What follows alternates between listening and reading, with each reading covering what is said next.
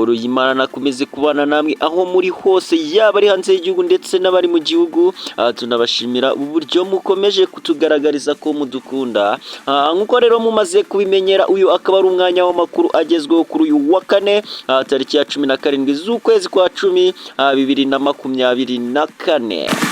Yes, inshuti rero zacu zakadasohoka, reka amakuru yacu tuyahere kuri inkuru ivuga ku Umuriro watse hagati ya Macron ndetse na Netanyahu wa Israel.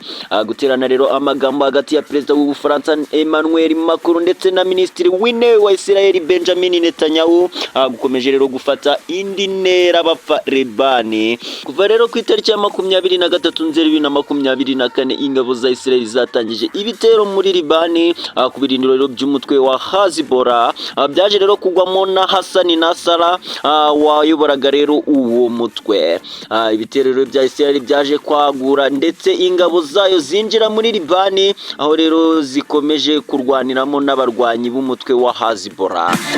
Ibi bitero harabo rero bitaguye neza, barimo perezida Emmanuel Macron w'Ubufaransa, igihugu rero gifitanye amateka na Libani nka koloni yabo. Aho byaje rero kuba bibi ubwo minisitiri w'intebe wa Israel Benjamin rero Netanyahu yasabaga umuryango w'abibumbye ONU gukura rero ingabo zawo muri Libani. Netanyahu rero yashinjaga izo ngabo za ONU guha rero abarwanyi ba Hezbollah ubuhungiro.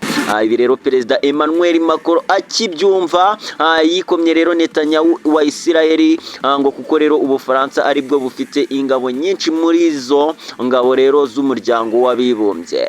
Mu nama rero y'abaminisitiri yabaye kuwa kabiri tariki ya 15 Ukwakira 2024, perezida w'Ubufaransa Emmanuel Macron yabwiye rero Netanyahu ko igihugu ayobora cyashinzwe n'icyemezo cya ONU. Ati rero bwana Netanyahu nagomba kwibagirwa ko igihugu cye cyaremwe rero n'umwanzuro wa ONU mu 1947, ubwo rero inteko rusange y'umuryango w'abibumbye yatoraga icyemezo cyo kugabanya rero Palestine ibice bibiri, hakavamo rero ubutaka bw'Abayahudi ndetse n'ubw'Abarabu. Yes, aya rero n'amagambo yarakaje minisitiri w'intebe wa Israel Benjamin Netanyahu, maze rero asubiza amakuru ko Israel yabayeho kubera intambara yo kwibohora. Yagize ati rero ndibutsa perezida w'Ubufaransa ko umwanzuro rero wa ONU atari wo washinze leta ya Israel. Ati yashinzwe rero n'intsinzi y'intambara y'ubwigenge yarwanwe rero n'indwanyi y'amaraso y'ubutsinzi. Macron rero na Netanyahu muri ibi bihe nibari guhuza ku ntambara za Israel, dore ko rero uyu mutegetsi w'Ubufaransa aherutse kumvikana avuga ko Israel ikwiye rero guhagarikirwa guhabwa intwaro. Amakuru rero yacu reka tuyakomereze kuri inkuru ivuga ko RDF yanyomoje inkuru ishinja ingabo zayo ziri muri MONUSCO rero gufata abagore ku ngufu. Igisirikare rero cy'u Rwanda RDF cyanyomoje inkuru ishinja ingabo z'u Rwanda ziri mu butumwa rero bwa Loni bwo kugarura amahoro muri Repubulika ya Central Afrique MONUSCO gufata rero abagore bo muri kiriya gihugu ku ngufu. Yes, ni inkuru rero yanditswe n'umunyamakuru kazi Barabara Debuti wayitambukije mu binyamakuru bya The New Mediterranean na Le Monde. Uyu rero mu nkuru ye yasubiyemo ubuhamya bw'abagore batatu bavuga ko rero basambanyijwe ku ngufu n'abasirikare b'u Rwanda. Barimo rero witwa Jean uvuga ko yasambanyijwe yagiye kugurisha imbuto mu birindiro rero byazo. Ni mu gihe rero witwa Garase avuga ko we yasambanyijwe mu mujyi wa Pawa mu majyaruguru rero ya Central Afrique, ndetse rero n'abandi bagore babiri bavuga ko basambanyijwe ahitwa Ndasima mu birometero rero bibarirwa muri 400 uvuye Ibagwi. Yes, mu itangazo rero RDF yasohoye kuri uyu wa gatatu tariki ya 16 Ukwakira yavuze ko ibi byose ari ibinyoma bitanashobora kubaho. Ngo ku kibazo rero Jeanne yavuze ko yafatiwe ku ngufu mu birindiro rero bya RDF biri Ibagwi. Igisirikare rero cy'u Rwanda cyavuze ko ibi birindiro byose by'ingabo z'u Rwanda muri Central Africa ntibyemewe rero ko abasivile batanditse ndetse n'abakora ubucuruzi butazwi babyinjiramo. Bityo rero nta guhohotera umusivile gushobora kuba kwarabereye muri ibi birindiro. Ku kibazo rero Garase w'imyaka 28 yavuze ko yasambanyijwe ipawa RDF rero uyu yasobanuye ko nta ngabo z'u Rwanda zigeze zoherezwa muri ako gace, bityo rero ibirego nta shingiro bifite. Ni nako rero bimeze ku bagore bavuga ko bafatiwe ku ngufu indasima kuko ngo nta musirikare rero n'umwe w'u Rwanda uroherezwa aho hano. RDF rero ivuga ko yafashe ibirego byashyizwe ku ngabo zayo nk'ibiremereye cyane, bijyanye rero no kuba gusambanya ku gahato abasivile ari ikizira ku ngabo rero ziri mu butumwa bwo kugarura amahoro.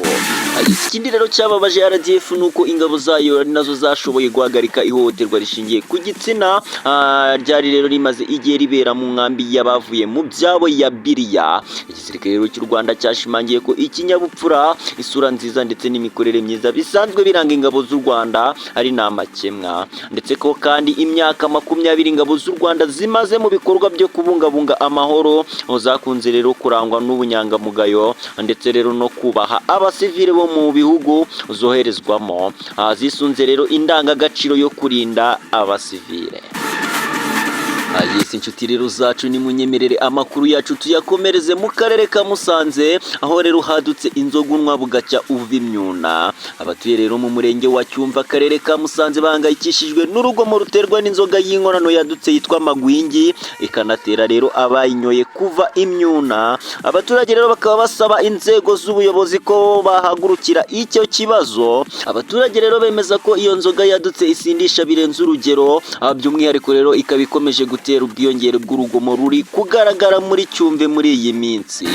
Ni mu gihe rero kandi banavuga ko ikorwa mu majyane, isukari, ikawa, pakimaya, ko kandi umuntu uyinjira mu kabari irimo nyuma rero y'iminota 30 agasohoka dandabirana. Igitenyeke rero abaturage bo mu kagari ka Kabeza mu mudugudu wa Kashangiro cyane muri santere ya Kabindi bavuga ko rero magwingi uyinweye abyuka ava amaraso mu mazuru.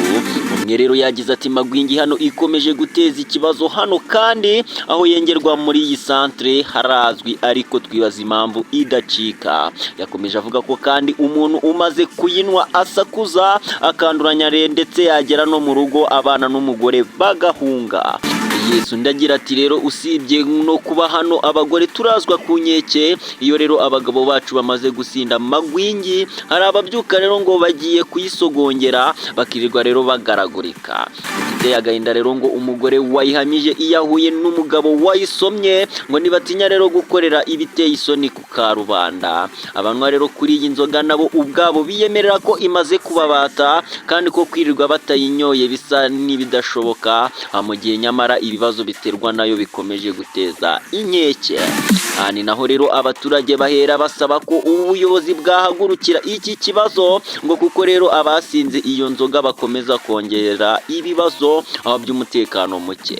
Yes, umuyobozi rero w'akarere ka Musanze ushinzwe imibereho myiza y'abaturage Kayiranga Tobari yabwiye Imvaho Nshya ko iki kibazo kigiye gushakirwa umuti. Yagize ati kandi inzoga nk'izi z'inkorano muri iki gihe ni ikibazo kandi natwe kuri ubu twazihagurukiye. Ati ubu turi gushaka ahantu hose bivuga ko zengwa, niyo rero bise magwingi ije yiyongera ku zindi twagiye rero twumva tukazirwanya zikaba zarabaye amateka. Ati ubu rero tugiye kuyirwanya nayo, kandi abaturage rero bamenye ko inzoga nka ziriya zangiza ubuzima. Ntabwo rero twari tuzi ko magwingi ibi Musanze. Yes, ni kenshi rero abaturage bo mu karere ka Musanze basabwa gucukubira n'inzoga ziswe nzogejo, muhenyina, umuzefaniya n'izindi. Bakaba rero banibutswa ko nizujuje ubuziranenge bagomba rero kuzinwa mu masaha ya nyuma y'akazi. Yes, inshuti rero zacu zakadasohoka ni mu nkundire mu nyemerere kandi dusubikire amakuru yacu hano, mbashishikarize kuza gukurikira andi ku munsi w'ejo. Umwari kumwe rero nanjye Dani Dash, naho utaha. Ciao ciao.